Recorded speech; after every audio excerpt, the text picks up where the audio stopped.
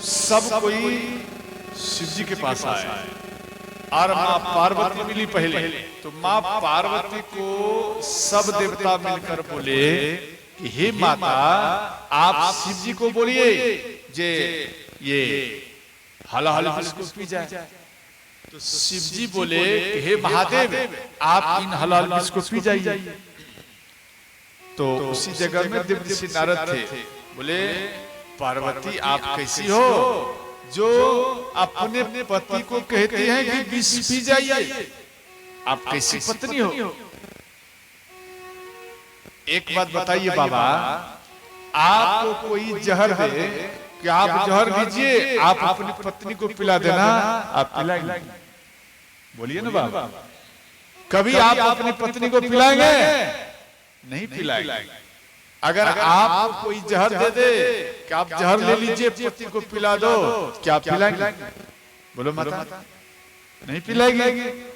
यहाँ माँ पार्वती कहती हैं पी जाइए भोलेनाथ। माँ पार्वती बोली देवऋषि नारद को और सभी देवताओं को कि हे देवताओं, बच्चों के शिक्षा के लिए हमारे भोलेनाथ ये जहर को पीने के लिए जा रहे हैं। अगर ये जहर चाहेंगे कि मेरे भोलेनाथ को जलाकर भस्म कर दो, तो भी मेरे शिव जी को जलाकर भस्म नहीं कर पाए, क्योंकि बच्चे के कल्याण हेतु पीने के लिए जा रहे हैं। अब देखो,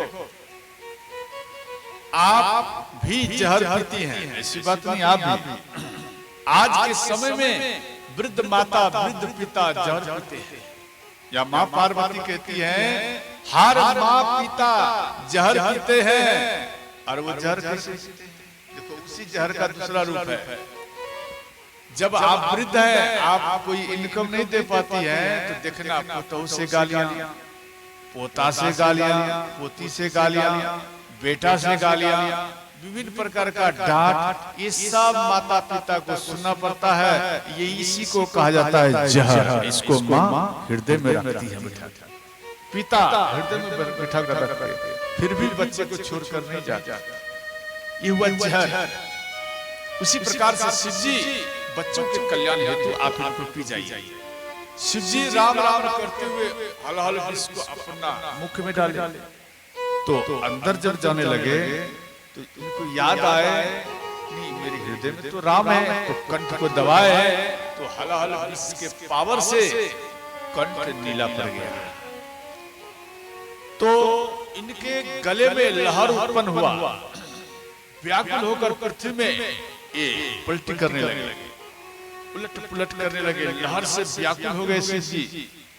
तो माँ पार्वती भगवान राम को याद किए, भगवान राम प्रकट हो गए। माँ पार्वती कहती हैं भगवान मेरे ऊपर कृपा करिए, शिव जी के ऊपर कृपा करिए, ये जहर को पी गया है और इनके कंठ में लहर लग रहा है, और आप जब तक कृपा नहीं करेंगे तो ये लहर शांत नहीं होगी। तो भगवान राम माँ कोलकाता की रुद्रानी काली माता को आह्वान किए और बोले हे माता, आपके बेटा शिव के ऊपर संकट आया है, आप इन संकटों का हरण करो माँ। तो जैसे ही भगवान राम आह्वान किए और माँ रुद्रानी काली माता शिव जी के सामने प्रकट हो गई। माँ काली शिव जी को अपना गोदी में ली और गोदी में लेकर अपन स्तन का दूध का पान कराने लगी। जैसे ही पान कराई तो इन दूध के पावर से जितना लहर था वो खेल खेल में ही शांत हो गए। देखो, आप कहाँ चित्रपट में देखेंगे शिव जी गोद में है और माँ उनको दूध पिलाती है।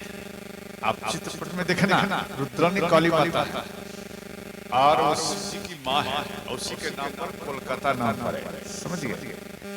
और दूसरा है कुश के नाम पर कोलकाता नाम पर है। कुश माने लव, लव और कुश, लव अयोध्या में रहे और कुश कोलकाता में रहे, उनके नाम पर भी वो कोलकाता नाम पर है।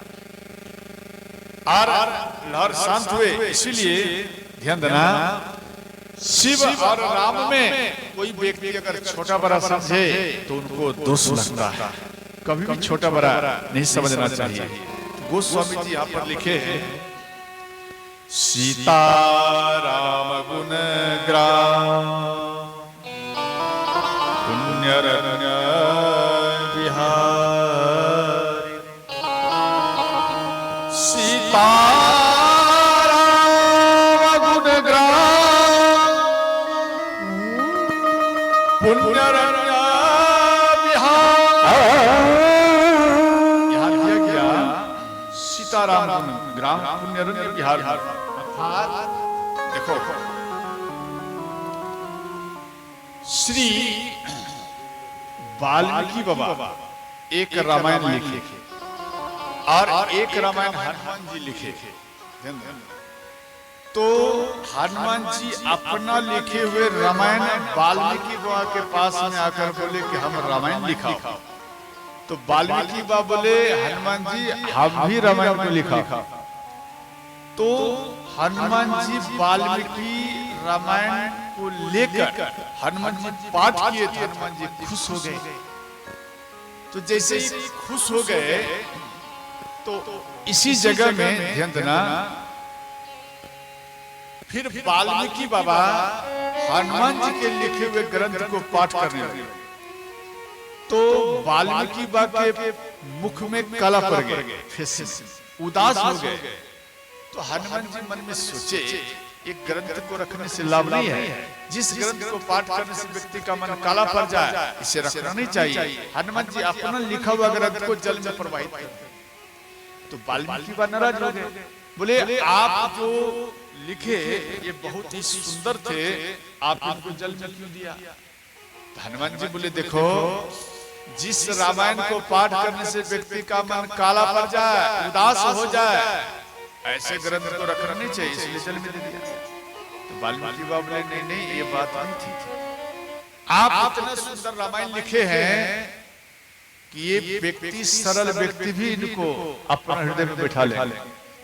और आपके रामायण के सामने में हमारा रामायण कोई नहीं पढ़े, इसलिए आपका रामायण ठीक है और हमें वो रामायण चाहिए। हनुमान जी बोले नहीं, वो तो रामायण हम जल में दे दिया। बोले नहीं नहीं, हमें वो रामायण चाहिए। तो हनुमान जी बोले देखो, अगर वो आपको रामायण चाहिए तो आपको कलयुग में अवतार लेना पड़ेगा। तो अंत में ध्यान देना, श्री उत्तर प्रदेश बंदा जिला राजापुर का यमुना किनारे में पिता आत्माराम दुबे माँ हुलसी के गर्भ में 12 महीना रहे। वाल्मीकि बाबा 12 महीना रहे और इसके बाद 1554 ईस्वी में ये जन्म लिए। तो राम राम करते हुए जन्म लिए। तो इनके मुख में 32 दांत थे और राम राम बोलते हुए तो इनका नाम मां रखी रामगुला, इसलिए इनके हुए राम राम शब्द से रामगुला रखे। इसके बाद श्री रामगुला की मां हुलसी, ध्यान देना, ये ज्यादा गर्भ में जो बच्चे रहे इनको दुख हुआ और ये अपनी दासी चुनिया को दे दी। आप इनको स्वागत में रखो, बेटा बनाकर रखो, अब हम नहीं बचेंगे। अंत में दासी माँ हुलसी मर गई। तो चुनिया अपना बेटा के तरह इनका पालन किए, 5 वर्ष पालन किए। इसके बाद इनका भी मृत्यु हो गया। अब मात्र में 5 वर्ष का बालक है और इधर माँ चुनिया मर गई। तो गांव में भिक्षाटन के लिए गए। कोई इनको रोटियां नहीं देते थे, इसलिए नहीं देते थे कि देखो हम इनको रोटियां दूंगा और हमारा मृत्यु हो जाएगा। जो इनको भोजन देता है उसी का ही मृत्यु होता है, इसीलिए कोई इनको भोजन नहीं देते थे। एक माँ अपने बेटा को भोजन पवा रही थी। उसी समय में वो छोटा सा बालक आया, बोले माँ मुझे एक रोटी दे दो माँ, मैं 2 दिन से भूखा हूँ, मुझे एक रोटी चाहिए। वो माता इनको धक्का लगाए, जमीन में गिर गए और अपना बेटा को लेकर महल के अंदर में छुप गए कि बार बंद कर। तो अंत में जब ये भूखे रहे, कोई गांव का व्यक्ति इनको भोजन नहीं देते थे, तो ये इनका दुख देखकर ध्यान, ये बालक अपना घर में आए और भूखे प्यास में रो रहे। माँ पार्वती भगवान शिव को कहती हैं, प्रभु एक माँ होती है जो अपना बच्चा का रक्षा करे, एक जगत माता होती है जो पूरे जगत के बेटा का ख्याल रखे, वो जगत माता होती है। और उसमें से मैं जगत माता हूँ, इसलिए प्रभु हम बेटा का ख्याल करने के लिए जा रहे हैं। अगर आज इस बच्चे को भोजन नहीं दिया तो मुझे कोई जगत माता कह के नहीं पुकारे। अंत में माँ पार्वती आई और एक वृद्ध के रूप धारण में इन रामलला को रात्रि में भोजन देने लगे। डेली ऐसा करते थे माँ पार्वती। अरे एक दिन मेला लगा, माघ का पूर्णिमा था और गंगा के किनारे में जब मेला लगे तो गांव के व्यक्ति जा रहे थे, एक व्यक्ति का उंगली पकड़कर रामलला मेले में आया और उंगली छूट गया। धीरे में तो उंगली छूट गया तो रामलला गांव वाले को पहचान नहीं रहे, भाई कहाँ चला गया। तो एक बट वृक्ष के नीचे में रामलला रोते रहे और उसी जगह में रोते हुए में देखे और कोई इनको भोजन नहीं दे रहा। तो नरहरिदास काशी के हैं, वो देख लिया और इनको आकर कहते हैं, बेटा क्या बात, आप रो रहे हो, आपकी माँ कहाँ है, आपके पिता कहाँ है।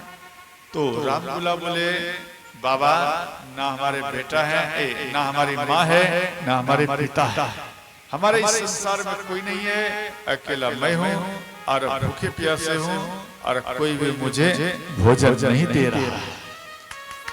इन बात को सुनकर नरहरिदास इनको लेकर काशी आए और ठीक से नहवाए, इनको कपड़ा दिए और इनको तिलक दिए, राम मंत्र दिए और एक नाम भी दिए। सज्जन, माँ जन्म देती है तो एक नाम भी देती है, समझ गए।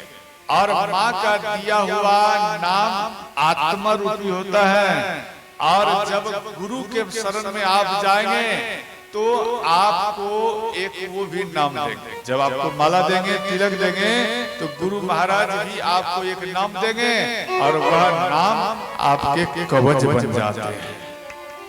और वो कवच इनका नाम रखे तुलसीदास। बोलो तुलसीदास जी महाराज की जय हो। और इनको भोजन खुआए और विद्यालय में इनको पढ़ने के लिए भेजे।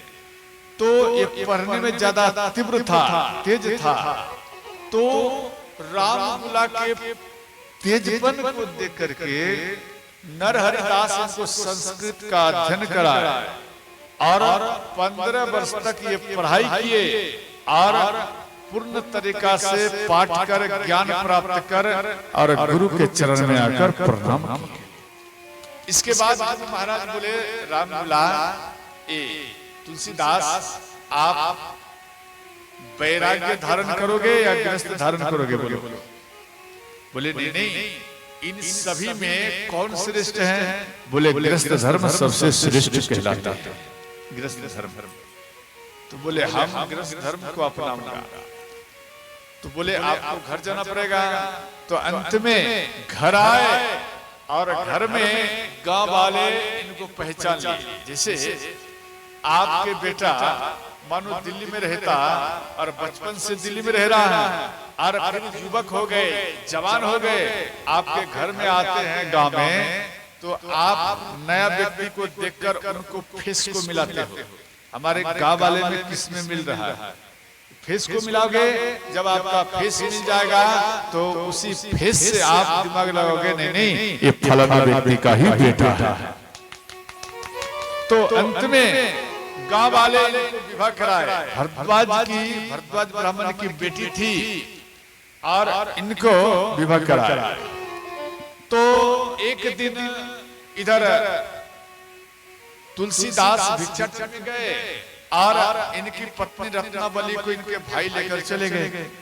अब तुलसीदास आए तो ध्यान देना, तुलसीदास आए अपनी पत्नी को नहीं देखे तो पड़ोसियों से मालूम पड़े, इसके बाद रात्रि में इनको काम सताए और ये ससुराल में आए, किवाड़ खटखटाए तो कोई किवाड़ को नहीं खोले। तो अंत में ये जंगला में से छलांग लगा रहे हैं, उसी जगह में एक सर्प लटक रहा था, भयंकर बारिश के कारण वो समझ नहीं पाए, उन सर्पों को पकड़कर वो जंगला के द्वारा, खिड़की के द्वारा अंदर में आ गए। इतना बोले देख, अरे बोले देखो आप यहाँ आ गया, इतना कठिनाई रास्ता में, और आप जितना इन हार मान से प्रेम किया, इससे अगर आधा भी प्रेम भगवान राम से करते तो आज आपका कल्याण ही कल्याण हो जाएगा।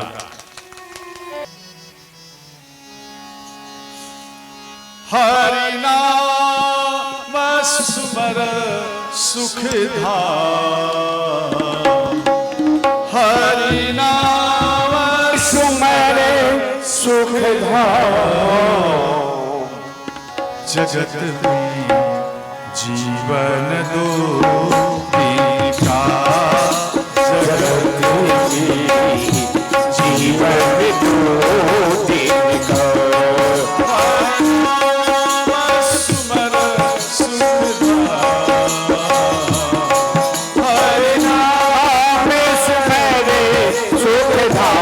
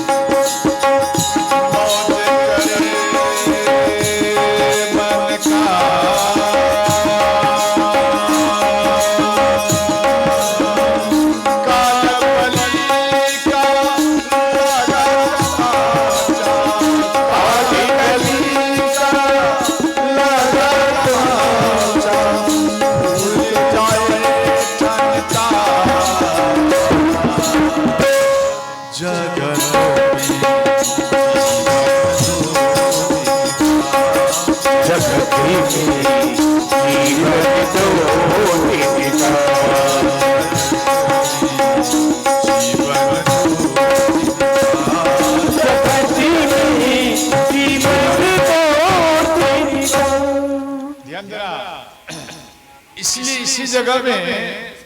तुलसीदास बाबा के अंदर में वैराग्य प्रकट हुए और अपनी पत्नी रत्नावली के चरण में प्रणाम किए और बोले देवी आज के बाद हम आपके पास नहीं आऊंगा और आप मेरे गुरु हैं, आज से आप हमारे गुरु हैं और आज के बाद मैं आपके पास नहीं आऊंगा।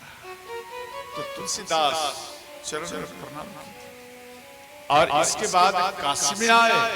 काशी में डेली राम कथा करते थे। प्रातः काल में दिनचर्या के लिए जल कमंडलू में लेकर जाते थे। तो डोल डाल साधु की भाषा है, डोल डाल, आप तो समझते होंगे डोल डाल क्या होता है। तो कमंडलू में बाहर जाते थे तो जो कुछ जल बच जाए डोल डाल के बाद तो वो जल अपवित्र हो जाते थे और वो अपवित्र जल को एक बैर गाछ के जड़ में डाल देते थे। डेली ऐसा नियम लगा। तो उसमें एक पुराना प्रेत रहता था। वो प्रेत इनके पवित्र जल से खुश हो गए। देखो आप पवित्र जल भगवान के ऊपर चढ़ाओगे तो भगवान खुश होंगे और अगर आप कहाँ भी अपवित्र जल चढ़ाओगे तो प्रेत भूत प्रेत ही खुश होते हैं। गैया के शुद्ध घी से हवन करिए तो देवताओं को बल मिलता है। भैंस के घी से आप हवन करिए तो असुरों का ही सजनों बल बनता है। समझ गया? दोनों में अंतर है। तो इस जगह में पुराना प्रेत कहता है आपके ऊपर खुश हूं, आप वर मांगिए। तुलसीदास बोले मेरे ऊपर खुश हो तो हमें प्रभु श्री राम का दर्शन करा दो। प्रेत बोले मेरे पास वो पावर नहीं है जो मैं आपको प्रभु श्री राम का दर्शन करा दूं। हाँ, मार्ग बता सकता हूँ। आप जब कथा करते उन समय में हनुमान जी वृद्ध का रूप धारण करके आते हैं। आप उनके शरण में जाओ, आपका कल्याण होगा।